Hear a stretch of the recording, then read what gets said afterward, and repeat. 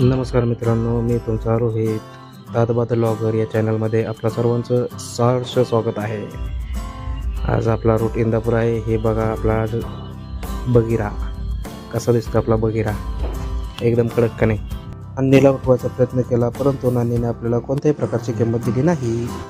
उधर से निकल के काम को चलने की तैयारी की. हेलमेट गॉगल सब कुछ लगा के गाड़ी पे बैठ के निकल गया और आगे जाके रुका तो एक नज़ारा दिखा. एक नज़ारा देखो भाई लोग आप लोग. तिथून पोचून आपण निघालो इंदापूर गावाच्या अलीकडे जे निमगाव गाव आहे त्या गावामध्ये आपण पोचलो. या गावामध्ये कायमस्वरूपीच गर्दी राहते, परंतु इथले गणपतीचे मंदिर अतिशय प्रसिद्ध आहे. तिथून निघाल्यानंतर आपण पोचलो इंदापूरमध्ये. इंदापूरमधील हा बारामती चौक आहे. बारामती चौकात अशा प्रकारची विठ्ठलाची मूर्ती आहे, एकदम सुरेख दिसते.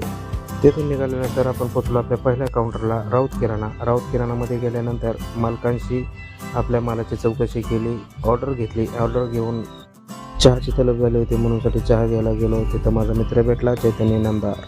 चैतन्य इनामदार आता सध्या सनी ऑइलमध्ये काम करत आहे. त्याच्याबरोबर चहा घेऊन अतिशय भारी वाटले.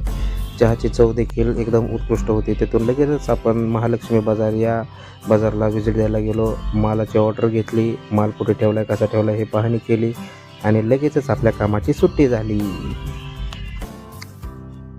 सुट्टी झाली रे. लगेच आपण घरी आलो. घरी येऊन बघतो तर काय संडल बंडल यांचा खेळ चालू होता. खेळ पाहिला. आजच्या दिवसाचा समारोप करावा म्हणलं.